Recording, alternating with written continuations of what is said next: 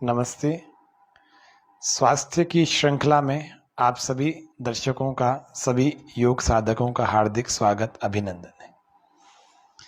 आज हम जो बात जानने वाले हैं वो है ऋतुचर्या से संबंधित। आप सब लोग जानते हैं, हम सभी जानते हैं कि भारत देश एक बहुत ही विराट, बहुत अनेकता में एकता का देश है। इसी प्रकार से वातावरण की दृष्टि से भी हमारे भारत में 6 ऋतुएं होती हैं। प्रायः बहुत सारे अलग अलग देशों में भी कम से कम 3 ऋतुएं तो होती हैं, लेकिन भारत में 6 ऋतुओं की यहाँ पर आगमन होता है। अभी जो ऋतु दीपावली के ठीक बाद से, या फिर समझ लीजिए कि 23 अक्टूबर से लेकर 23 दिसंबर तक होने वाली है, वह है हेमंत ऋतु। और 23 दिसंबर से 23 फरवरी तक होने वाली है, उसको शिशिर ऋतु कहते हैं। कुछ लोग इसको पहले मान लेते हैं, उसको बाद में, लेकिन मुख्यतः ये दोनों ऋतु यानी 4 महीने का पूरा काल, इसको शीतकाल कहा जाता है। तो इसके बारे में आज हम जानते हैं। मंत्र पाठ। ओम नमो ब्रह्मणे नमस्ते वायो त्वमेव प्रत्यक्षं ब्रह्मासि त्वामेव प्रत्यक्षं ब्रह्म वदिष्यामि ऋतं वदिष्यामि सत्यं वदिष्यामि तन्मामवतु तद्वक्तारमवतु अवतु माम् अवतु वक्तारम्। ओम। तो इन 4 ऋतुओं में हमें कैसा खाना चाहिए और कैसा नहीं खाना चाहिए, इस बारे में यदि हम जानकारी रखेंगे तो हम बीमार नहीं पड़ेंगे। यदि बीमार हैं तो ठीक हो जाएंगे, क्योंकि सबसे उत्तम ऋतु जो आने वाली है वह हेमंत चल रही है, मतलब, और सबसे उत्तम ऋतु इसके ठीक बाद शिशिर ऋतु। दोनों को जब शीतकाल कहा जाता है, तो शीतकाल यानी पूरे 4 महीने में हमें खान पान कैसा रखना है। स्वस्थ व्यक्ति भी और बीमार व्यक्ति भी इन बातों का ध्यान रखेगा तो बहुत अच्छा स्वास्थ्य उसको मिलेगा। स्वास्थ्य की दृष्टि से यह हेमंत ऋतु और शिशिर ऋतु यानी कि ये पूरा शीतकाल बहुत अच्छा माना जाता है, बहुत अच्छा। क्योंकि एक कारण तो ये होता है, इसमें रातें लंबी होती हैं और दिन छोटे होते हैं, तो सोने के लिए ठीक प्रकार यानी निद्रा, शरीर को पूरा पर्याप्त विश्राम मिलता है, पूरा आराम मिलता है। पूरा आराम मिलता है तो भोजन पचने में भी अनुकूलता होती है, भोजन भी आसानी से पच जाता है। बलयुक्त ऋतुएं होती हैं दोनों। बलयुक्त यानी शरीर में बल की स्थिति है ना, वो अच्छी होती है, वृद्धि काल होता है, वृद्धि की तरफ होती है, इसका स्तर बड़ा हुआ होता है। इसी कारण से क्या होता है, पाचन शक्ति अच्छी होती है। पाचन शक्ति जब अच्छी होगी, निश्चित रूप से हमारे भोजन को जल्दी पचाने वाली होगी। तो इसीलिए रूखे, भारी से भारी भोजन भी शीघ्रता से, आसानी से पच जाता है इन दोनों ऋतुओं में। यही कारण है कि इन दोनों ऋतुओं में यानी कि पूरे शीतकाल में यानी सर्दी में शरीर को शक्ति ज़्यादा मिलती है। बस इन बातों का हमें ध्यान रखना चाहिए, हमें भूखा नहीं रहना, क्योंकि इस ऋतु में भारी से भारी और अधिक मात्रा में किया गया भोजन भी जल्दी पच जाता है। तो इस ऋतु में हमें एक तो भूखा रहने से बचना है। इस ऋतु में भूखा रहना और रूखा सूखा खाना, ये दोनों ही हानिकारक है। घी खाने की ऋतु है ये। स्निग्ध पदार्थ, चिकने पदार्थ, मधुर पदार्थ और लवण पदार्थ खाने की ऋतु है। आयुर्वेद में 6 प्रकार के रस कहे गए हैं: तिक्त, कटु, कषाय, अम्ल, लवण और मधुर। सफिशिएंट क्वांटिटी में यदि भोजन ना मिले, यानी कि पर्याप्त मात्रा में यदि भोजन नहीं मिलता इस ऋतु में, यदि हमें सही समय पर यदि नहीं मिल रहा, तो हमारे शरीर की जो पाचन शक्ति है वो हमारी धातुओं को खाने लगती है। धातुओं का जब भक्षण करने लगती है तो हमारा शरीर दुर्बल, कमजोर होने लगता है। इसीलिए इस ऋतु में भूखा नहीं रहना, रूखा सूखा नहीं खाना, चिकना पदार्थ खाना है। आयुर्वेद में 6 रसों की बात कही गई। कौन से? तिक्त, कटु, कषाय, मधुर, लवण और अम्ल। तो इस 4 महीनों में हमें 3 प्रकार के रसों से युक्त भोजन को लेना चाहिए। पहला है लवण, दूसरा है अम्ल, तीसरा है मधुर। तो मीठा, अम्ल, खट्टा और एक लवण, सॉल्टी, इस प्रकार के 3 पदार्थों से, 3 रसों से युक्त भोजन, आहार को ही हमें लेना चाहिए। इस ऋतु में यदि हम भूखे रहेंगे या रूखा सूखा भोजन करेंगे तो हमारे शरीर में वात बढ़ने की संभावना होती है, वात संचित होगा वात संचित होगा तो वायु के रोग होंगे। शरीर में यहाँ दर्द, वहाँ दर्द, वहाँ दर्द, घुटनों में दर्द, टांगों में दर्द, पैरों में दर्द, कंधों में दर्द, सर्वाइकल, ये आसानी से जल्दी जल्दी हो जाएंगे। इसीलिए हमें इस ऋतु में थोड़ा स्निग्ध चिकनाई युक्त भोजन ही करना चाहिए। क्योंकि होता क्या है इस ऋतु में जब वात दोष बढ़ेगा, अगर हम इन गलतियों को करेंगे तो वात दोष में दो गुण होते हैं, एक शीत होता है, एक रुक्ष होता है। शीत और रुक्ष गुण वास्तव में वात को बढ़ा करके प्रकोपित कर देते हैं, और इन्हीं सर्दियों में आपके जिनके दर्द की या आर्थराइटिस की या जिनको किसी और दर्दों की शिकायतें रहती हैं तो वो और बढ़ जाएंगी। तो इसीलिए इन बातों का हमें ध्यान रखना चाहिए। इस पूरे शीतकाल में हमें चिकनाई, मधुर, लवण और अम्ल यानी कि जिसको खट्टे पदार्थ कहते हैं, ऐसे रसों से युक्त पदार्थों का ही सेवन करना चाहिए। पोषक तत्व जिनमें हो भरपूर मात्रा में, न्यूट्रिएंट्स, फाइबर, विटामिन्स जिनमें हो, पोषक तत्व, माइक्रो न्यूट्रिएंट्स हो, ऐसे पदार्थों का हमें सेवन करना चाहिए। उसके अलावा अगर इन पदार्थों की हम बात करें कि इनमें क्या क्या हो सकता है, तो इनमें शुद्ध घी हो सकता है। देशी गाय, अगर देशी नस्ल की कोई गाय है, गीर, साहिवाल, राठी, इनको देशी नस्ल की गाय कहते हैं। यदि इन देशी नस्लों की गाय की घी की बात की जाए तो वो सबसे पौष्टिक और सबसे शुद्ध पदार्थ होता है, चिकनाई युक्त। मक्खन, हाँ एक बात और बता दूं, कई सारे लोग ऐसे होते हैं जो कहते हैं कि हम चिकनाई युक्त पदार्थ नहीं खाते, कोलेस्ट्रॉल, ट्राइग्लिसराइड और हार्ट में ब्लॉकेजेस आदि आदि और भी कई समस्याएं हो सकती हैं। एक बात ध्यान रखना, भैंस के घी से हो सकता है, गाय के घी से कभी नहीं होता। एक समुचित मात्रा में आप थोड़ा सा घी जरूर ले सकते हैं, ये शरीर को बल प्रदान करता है।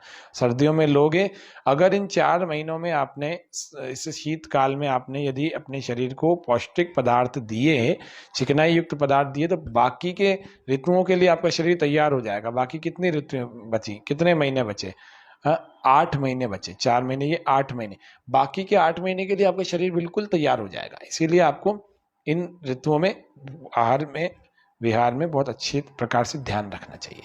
तो क्या, एक तो देशी घी, शुद्ध देशी घी, उसके अलावा मक्खन, तेल, दूध, दूध और चावल की जो खीर होती है वो, उड़द की खीर, मिश्री, रबड़ी, मलाई, और ठंडे दूध के साथ में यदि हम ले रहे हैं तो शहद ले सकते हैं। इस वाली ऋतु में बहुत अच्छा उपयोगी होता है। गन्ने का रस यदि किसी राज्य में, किसी क्षेत्र में मिलता है तो वो बहुत उत्तम होता है इस शीतकाल में भी।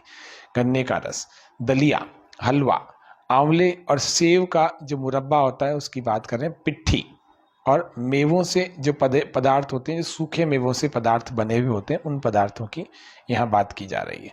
तो सूखे मेवों वाले पदार्थ, मिठाई आदि हम समुचित मात्रा में ले सकते हैं। बहुत ज़्यादा तो कुछ भी लेंगे तो दिक्कत ही है, लेकिन हाँ, एक इस ऋतु में ली जा सकती है ये सब चीज़ें, तो आसानी से पच भी जाती हैं। अनाजों में यदि देखी जाए तो अंकुरित मूंग बहुत अच्छा होता है इस ऋतु में। अंकुरित चना, उड़द, गेहूं या चने की रोटी, बेसन की रोटी, कॉर्नफ्लेक्स, और उसके अलावा पुराने चावल, जिसको कई सालों पुराने या कम से कम 1 साल पुराने चावलों का सेवन हम इस ऋतु में, इस 4 महीने के शीतकाल में कर सकते हैं। वर्ष भर पुराने चावल कहा जाता है। मौसमी फल अगर हम देखें तो इसमें सेब हो सकता है, आंवला हो सकता है, उसके अलावा संतरा हो सकता है, कई सारे और भी जो मौसम में सबसे ज़्यादा फल बिका करते हैं उन फलों की बात कर रहे हैं। सब्जियों में परवल, बैंगन, गोभी और जिमीकंद और पके हुए लाल टमाटर, गाजर, वैसे टमाटर फलों में आता है, गाजर और सेम, मटर, पालक, बथुआ, मेथी आदि हरे शाक, जितने भी हरी हरी सब्जियां हैं उनको हरे शाक कहते हैं, सौंठ, और गर्म पानी व गर्म पदार्थ स्वास्थ्यवर्धक और पोषक होते हैं।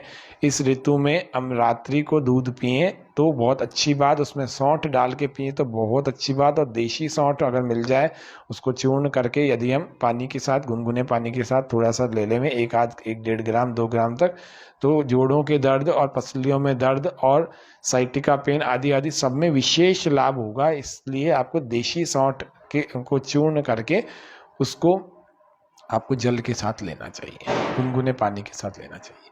तो ये ऋतु बहुत अच्छी है, आप इसमें थोड़ा सा ध्यान रखिए। जितना मैं बता रहा हूँ इतना भी यदि आपने पालन कर लिया तो निश्चित रूप से आपके लिए बाकी के 8 महीने सुखदायक होंगे, बहुत अच्छे होंगे। इन चीजों को पथ्य आहार कहते हैं। पथ्य यानी सेवन करने योग्य, करने योग्य। अपथ्य का मतलब होता है जिसका सेवन नहीं करना चाहिए, जिसका पालन नहीं करना चाहिए, जिसके करने से हमें नुकसान हो जाता है। तो पथ्य आहार मैंने बताया क्या क्या खाया जा सकता है, पिया जा सकता है।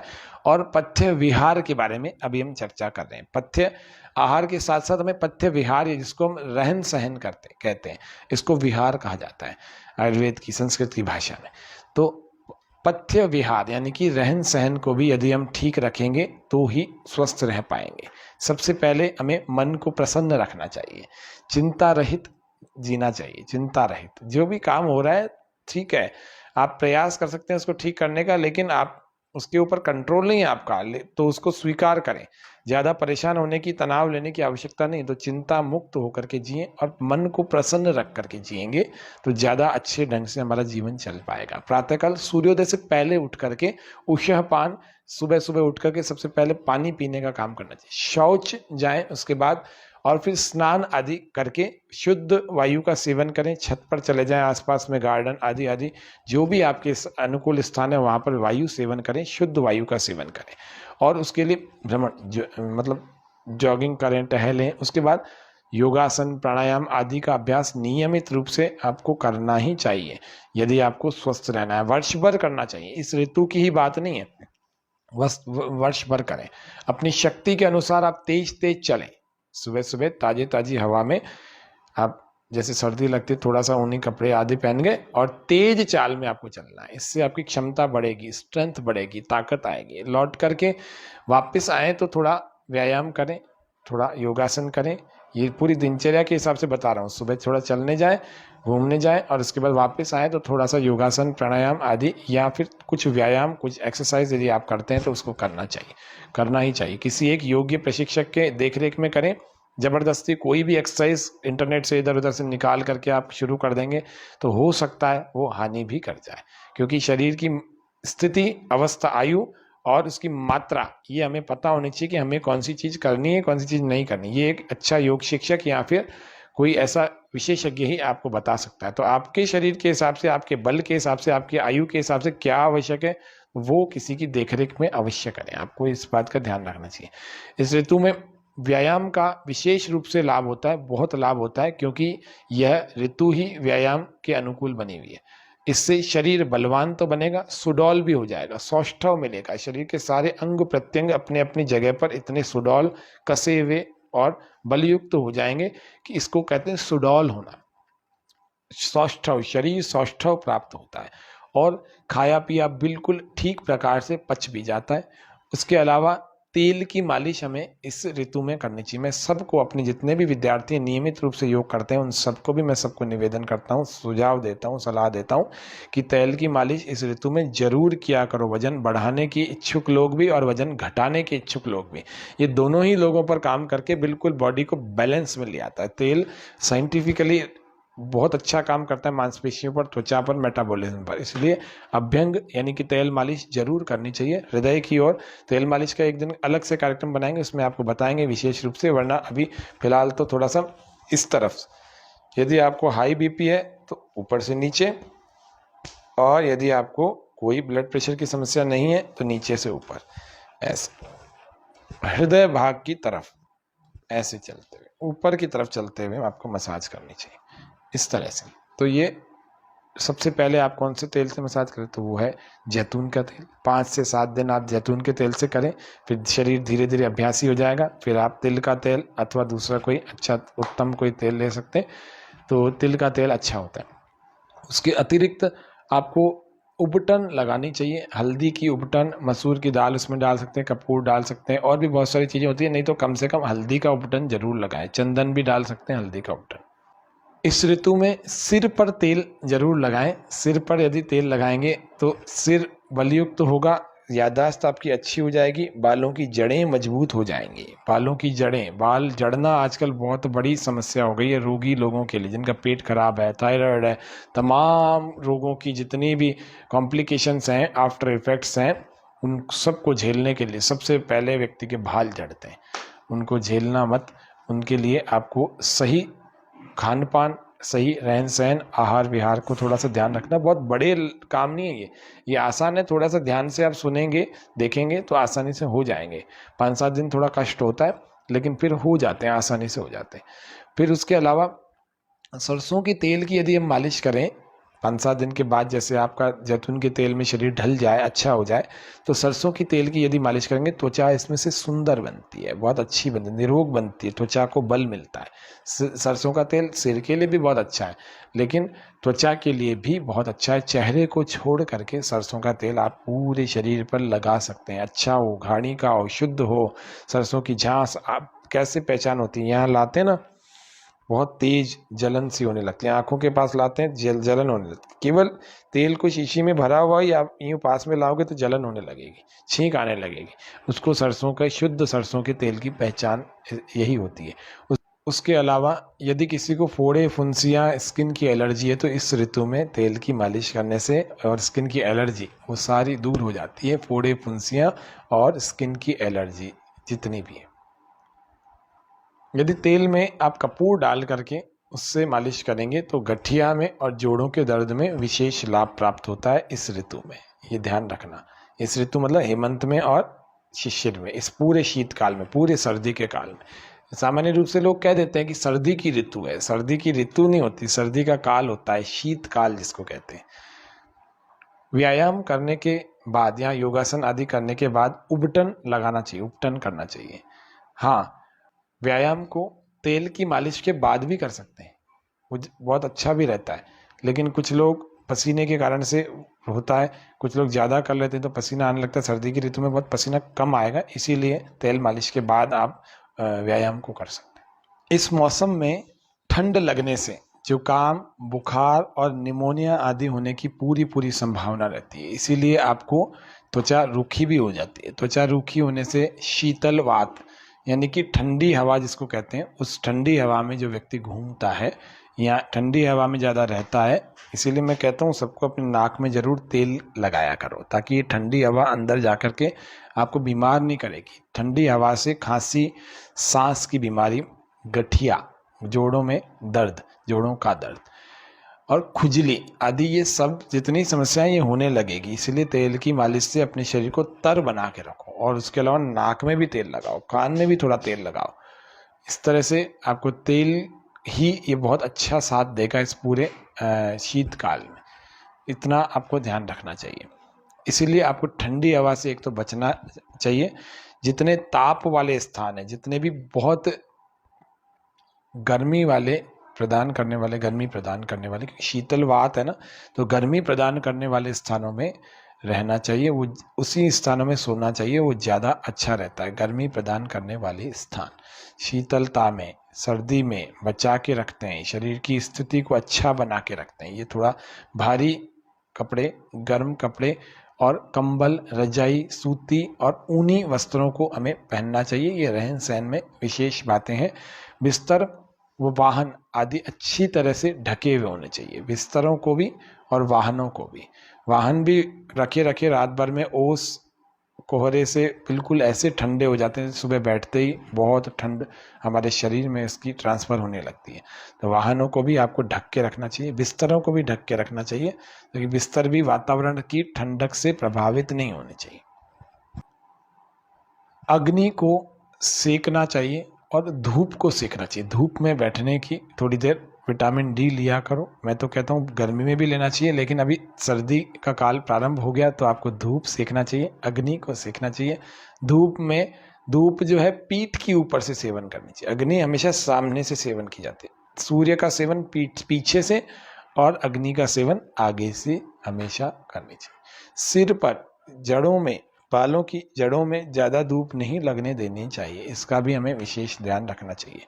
और कमरा हमारा गर्म यदि हमें करना है तो हमें रूम हीटर का प्रयोग करना चाहिए, रूम हीटर। और उसके अतिरिक्त इस ऋतु में मर्यादित मैथुन किया जा सकता है। इसके अतिरिक्त रात को सोते समय आप दूध और दूध में वृष्य पदार्थ जो हमारी शक्ति को बढ़ाते हो, दूध में डाले जा सकते हैं अथवा दूध के अलावा लिए जा सकते हैं, वो ज़्यादा हितकारी होते हैं, रात भर में हमारी शक्ति को बहुत बढ़ा देते हैं। तो जिसमें छुआरा होता है, किशमिश होती है, अखरोट होता है, अंजीर होती है, अंजीर होता है, और भी ऐसे कई पदार्थ होते हैं जिन पदार्थों को, जैसे सिंगाड़े का आटा होता है, सिंगाड़े का आटा भी दूध में डाल करके लिया जा सकता है, हल्दी को दूध में, सौंठ को दूध में, मुनक्का को दूध में, हरी किशमिश को दूध में, अंजीर को दूध में, बादाम को दूध में, ऐसे बहुत सारी चीज़ें होती हैं जिनको दूध में लेने से या दूध से अलावा भी दूध के साथ में लेने से बहुत लाभकारी होती हैं हमारे शरीर के लिए, हमारे शरीर की शक्ति को बढ़ाती हैं। अपथ्य आहार विहार की बात करते हैं, जो अपथ्य, जो हमें नहीं करना चाहिए। अभी हमने पथ्य आहार के और पथ्य विहार के बारे में जाना, अब अपथ्य आहार और अपथ्य विहार के बारे में जानेंगे। अब अपथ्य आहार और विहार के बारे में हम चर्चा करते हैं। अपथ्य में इस पूरे शीतकाल में हल्के, रूखे, वातवर्धक पदार्थ जितने भी हैं, यानी कि आप ऐसा कह सकते हैं तीन रसों से युक्त और भी, कटु, कषाय और तिक्त। कटु यानी कड़वे, कषाय यानी कसैले, तिक्त यानी तीखे। इन तीन प्रकार के रसों से युक्त खाद्य और पेय पदार्थ बिल्कुल नहीं लेने चाहिए, और हल्के, रूखे, वातवर्धक यानी वायु को जो बढ़ाते हैं ऐसे पदार्थों का भी सेवन नहीं करना चाहिए। बासी और ठंडे, बासी का मतलब यहाँ पर फ्रिज वाले पदार्थों से भी, ठंडे पदार्थों से है। बासी यानी रात का रखा हुआ सुबह खा रहे हैं, ये वात को बढ़ाएगा, वायु को बढ़ाएगा, वायु को बढ़ाएगा तो शरीर में दर्दों को बढ़ाएगा। इसलिए ताज़ा भोजन बनाया करो और अगले 1 घंटे में उसको खा लिया करो, 1 घंटे के अंदर अंदर उसको खा लिया करो, सबसे बढ़िया तरीका ये होता है। उसके अलावा आइसक्रीम इस ऋतु में बिल्कुल नहीं खानी चाहिए, कुछ लोग खा लेते हैं, नहीं खानी चाहिए। ठंडी प्रकृति वाले कोई पदार्थों का सेवन नहीं करना चाहिए। खटाई में इमली, अमचूर, खट्टा, दही, आम का अचार और ऐसे ही कुछ पदार्थ, इनका सेवन या तो ना करें या कर रहे हैं तो बहुत कम से कम ही करना चाहिए। देर रात तक नहीं जागना, सुबह को बहुत देर तक सोए नहीं रहना, आलस्य में पड़े हुए हैं, श्रम नहीं कर रहे हैं, मेहनत नहीं कर रहे हैं, व्यायाम नहीं कर रहे हैं और देर तक भूखे रहते हैं, मैंने पहले भी बताया था, अधिक स्नान करते हैं, ये सब चीज़ें बड़ी दुखदाई होती हैं, बड़ी बेकार। इस पूरे ऋतु में आपके बल को जो संचित हो रहा है स्वाभाविक रूप से, प्राकृतिक रूप से, वो वापस से घटता चला जाएगा। आगे आने वाली वसंत ऋतु फिर आपके लिए कष्टकारी हो जाएगी, फिर ग्रीष्म ऋतु कष्टकारी हो जाएगी। इसलिए जो नहीं करना उसको बहुत ध्यान से आप पालन करना चाहिए। कुछ लोगों की आदत होती है, बहुत ठंड सहन करते हैं कि मेरे को तो सर्दी नहीं लगती, ठंड सहन करते जाते हैं। नहीं, कभी ठंड नहीं सहन करनी, ये आपके शक्ति को ये भी घटाने वाली चीज़ है। इसलिए बहुत ठंड सहन नहीं करना है, थोड़ी तो सहन करनी चाहिए, बहुत नहीं करनी चाहिए। रात को देर से भोजन कर रहे हैं, 10 बजे कर रहे हैं, 11 बजे कर रहे हैं, 12 बजे कर रहे हैं, कब पचेगा और कब सोएंगे और कब दूसरे दिन आप उत्तम स्वास्थ्य प्राप्त करेंगे, हो ही नहीं सकता। देर तक भोजन कभी नहीं करना चाहिए, इस ऋतु में तो विशेषकर बिल्कुल नहीं करना चाहिए। और भोजन के तुरंत बाद सो जाते हैं, ये भी, इससे भी बचना चाहिए। ये सब अपथ्य विहार है, अपथ्य विहार, इनसे बिल्कुल बच के रहना चाहिए।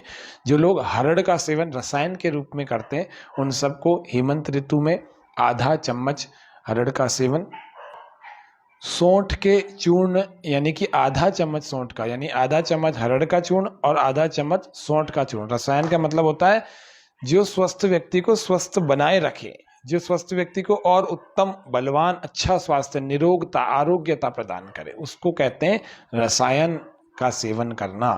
तो आधा चम्मच हरड़ का चूर्ण और आधा चम्मच सौंठ का चूर्ण, इन दोनों को, और यदि इन दोनों को पानी से लेना चाहिए, गुनगुने पानी से। और यदि आपको इसके ठीक बाद यानी 23 दिसंबर से 23 फरवरी शिशिर ऋतु की यदि बात की जाए, उसमें यदि हरण के साथ आपको लेना है तो पिप्पली लेना।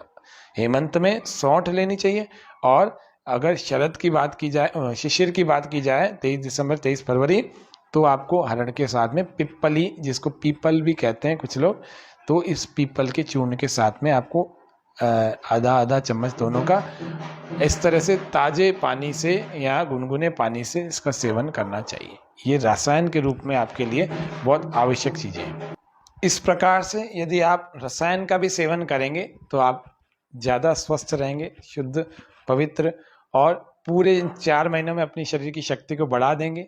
हरड़ के साथ सौंठ और हरड़ के साथ पीपल, ये दोनों 2-2 महीनों में बदला जा सकता है।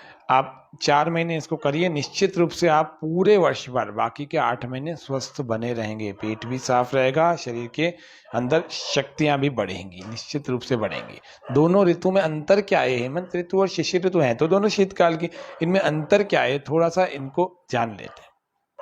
मौसम की दृष्टि से यदि देखा जाए तो दोनों में मौसम एक जैसा ही होता है। हेमंत ऋतु में सूर्य दक्षिणायन में होता है, क्योंकि देखो 21 दिसंबर 22 दिसंबर के आसपास सूर्य दक्षिणायन में यानी दक्षिण की ओर गति करने वाला हो जाता है, जो कि 23 दिसंबर या 22 दिसंबर 21 दिसंबर तक, जो कि 6 महीने का चलता है। इस पूरे में दक्षिणायन में सूर्य होता है और इसी के ठीक बाद आपका 23 दिसंबर के आसपास ही सूर्य उत्तरायण में आ जाता है।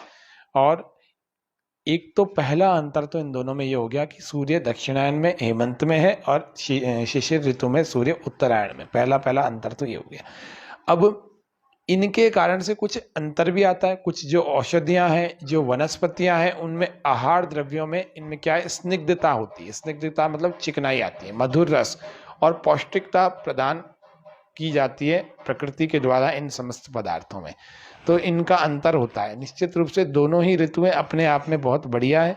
जैसे हेमंत ऋतु दक्षिणायन लिए भी होती है या दक्षिणायन के दौरान होती है हेमंत ऋतु, तो इसमें औषधियों में और आहार के द्रव्यों में स्निग्धता, मधुरता और साथ में पौष्टिकता या मधुर रस जिसको कहते हैं और पौष्टिकता लिए हुए कुछ चीजें होती हैं।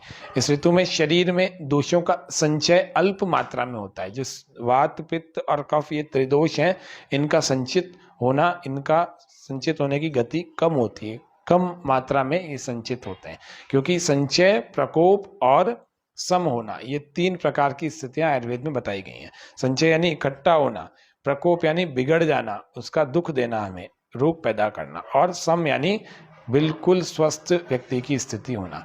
या दूसरे 2 दोष जो हैं बढ़े हुए हैं तो ये कम है। तो इस तरह से हमें संचय, प्रकोप और सम, इन तीनों के बारे में भी सामान्य जानकारी तो होनी ही चाहिए। तो लेकिन ये बात हमें ध्यान रखनी चाहिए, हेमंत ऋतु में जो शरीर में जो दोष होते हैं वो उनका संचय अल्प मात्रा में होता है, परंतु शिशिर ऋतु में सूर्य उत्तरायण में है या उत्तर भाग में ज्यादा स्थित है, तो फिर उसमें आधान काल है। इस आधान काल के कारण से वातावरण में रूखापन या रुक्षता जिसको कहते हैं, शीतलता, ये दोनों होते हैं। रूखापन भी होता है और शीतलता भी होती है, क्योंकि सूर्य आ चुका होता है, स्निग्धता कम हो जाती है। वनस्पतियों में अब शीतलता आएगी, अब भारीपन आएगा, मधुरता आएगी, तो कफ का संचय होगा। तो कफ का संचय काल कौन सा है, यह शिशिर ऋतु। तो कफ के संचय काल के कारण से यह इसमें थोड़ा सा अंतर हो गया। तो हेमंत ऋतु और शिशिर ऋतु, तो हेमंत ऋतु और शिशिर ऋतु अक्टूबर नवंबर और दिसंबर जनवरी, या फिर नवंबर दिसंबर इधर जनवरी फरवरी, इस तरह से देखा जाए तो ये नवंबर पूरा और दिसंबर पूरा दोनों ही महीने हेमंत ऋतु, जनवरी पूरा और फरवरी पूरा दोनों ही महीने शिशिर ऋतु। इस तरह से ये इन ऋतुओं को यदि विभाजित किया जाए तो होता है। अतः शिशिर ऋतु में भी हमें उपर्युक्त आहार विहार जो हमने आपको अभी बताया है, इसीलिए क्या करना चाहिए, शिशिर ऋतु में भी हेमंत ऋतु में भी, दोनों में ही जो अभी हमने आहार पथ्य विहार और अपथ्य आहार अपथ्य विहार ये दोनों बताए, इनका पूरे ईमानदारी से पालन करना चाहिए, पूरा ठीक निष्ठापूर्वक पालन करना चाहिए और ठंड से बचना चाहिए। शीतल यानी कि ठंडे और हल्के और रूखे पदार्थों का सेवन और उपवास नहीं करना चाहिए, इन चीज़ों को करने से बचना चाहिए। तो आप सभी दर्शकों का इस स्वास्थ्य के विशेष कार्यक्रम, इस श्रृंखला में शिशिर ऋतु या हेमंत ऋतु और शिशिर ऋतु या शीतकाल में आहार विहार या ऋतुचर्या के इस विशेष कार्यक्रम में हमने कुछ बताने का प्रयास किया। आशा है आप इस कार्यक्रम को देखकर, सुनकर, जानकर स्वास्थ्य लाभ प्राप्त करेंगे।